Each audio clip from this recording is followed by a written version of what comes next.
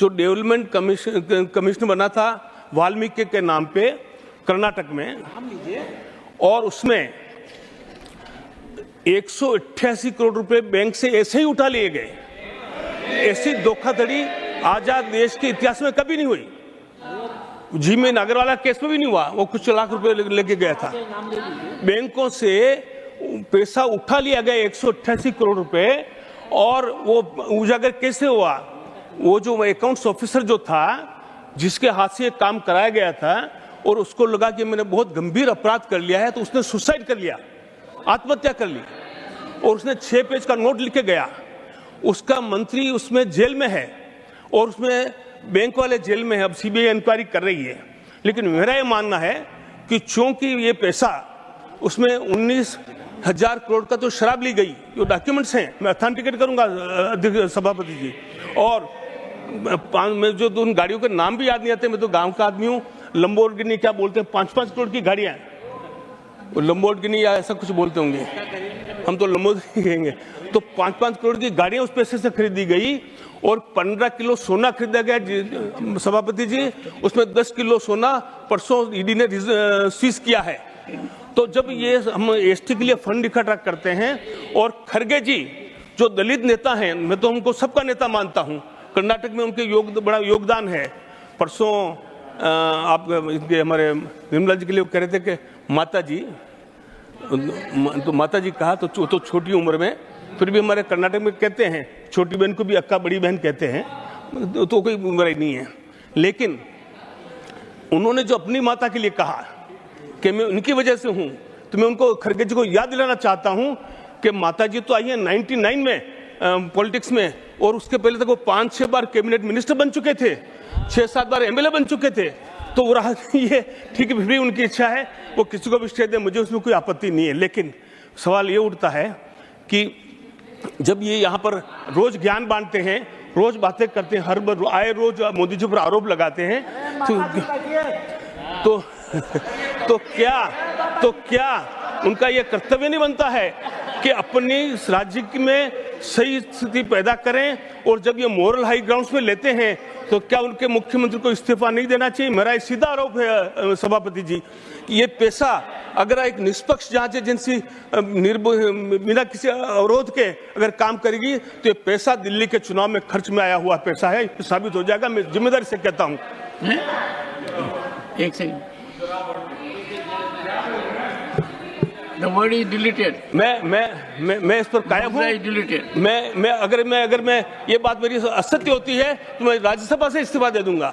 ये पैसा अगर जांच करेंगे, ये पैसा दिल्ली आया है, किन किन माध्यम से आया है, आंध्रा के और तेलंगाना के बैंकों में पैसा गया है, किन किन खातों में पैसा गया है, अगर इसकी जांच होनी चाहिए।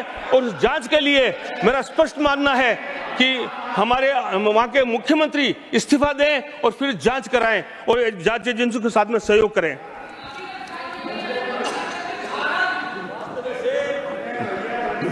Please conclude now. हाँ नहीं sir, 2 minute sir please sir, मैं बहुत सीमित रख रहा हूं, मैं अपना बहुत सीमित रख रहा हूं, लेकिन 2 मिनट मैं, हाँ। और ये गारंटियों में जो पैसा, एससी के समुदाय का पैसा, एसटी समुदाय का पैसा, वो भी गारंटी में डाइवर्ट हो रहा है। और एससी पर हमने जो 1,65,00,000 रुपए हम बजट में तो अलॉट करते हैं, लेकिन एससी का पैसा साभ्रांत महिलाओं को फ्री बस राइड के लिए उपयोग किया जा रहा है, अलग अलग गारंटी में उपयोग किया जा रहा है, बिना किसी बीपीएल लाइन के। तो ये हमारा भी ये देखना सरकार का फर्ज बनता है। मैं एक लास्ट पॉइंट कर रखूंगा कि आरटीआई के लिए मैं कांग्रेस के, क्योंकि कांग्रेस मेरे साथी रहे और मैं यहाँ आने में उनका भी कहीं कहीं वाया मीडिया आशीर्वाद रहा है, तो कांग्रेस को एक बात मैं धन्यवाद देना चाहूँगा कि आरटीआई का जो है 2005 में मैं सोनिया गांधी जी को श्रेय दूंगा कि सोनिया गांधी जी और राहुल गांधी जी ने आरटीआई एक्ट लागू किया। ये बड़ा एक गेम चेंजर था देश में। लेकिन हुआ क्या, एक आरटीआई मैसूर में कुछ लोगों ने आरटीआई निकाली, आरटीआई लगाई और कुछ डॉक्यूमेंट्स निकाले। उस डॉक्यूमेंट्स में क्या निकला सभापति जी?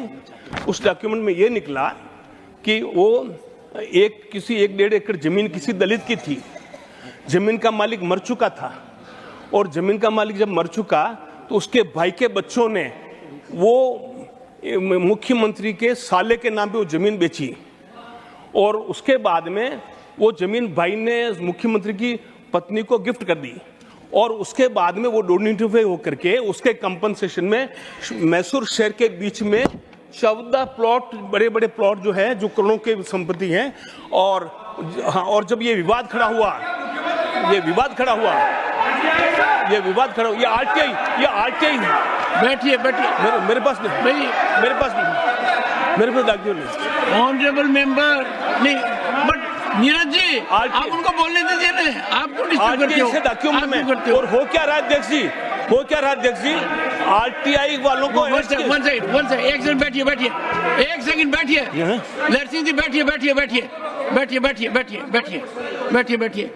हाँ, Digvijay Singh ji please. Point of order is, he is making a Please, specific charge point of order against the chief minister. If he has to follow the rules, and the rules are that he has to give in writing in advance to the chair. Has he given in writing to the chair, sir? Please give your ruling. सुने। Digvijay Singh ji has raised a very important point of order. This is already pending for my consideration, but with respect to this, Lehar Singh ji will authenticate all the documents.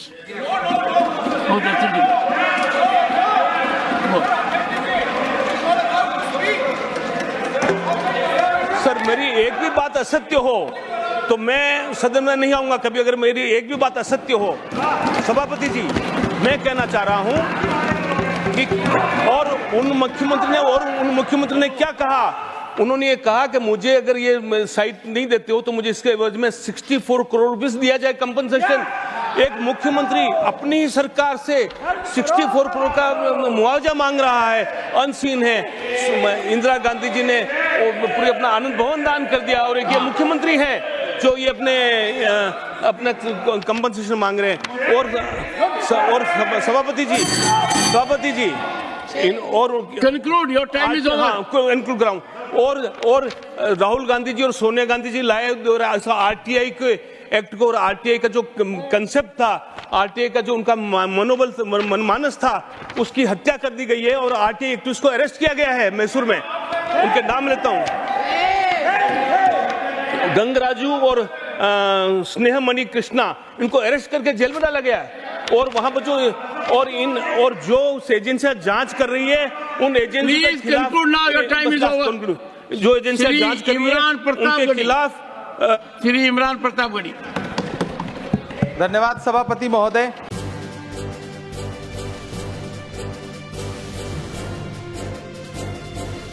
ಇದು ಮಾನವೀಯ ಸಂದೇಶದ ಜನವಾಹಿನಿ।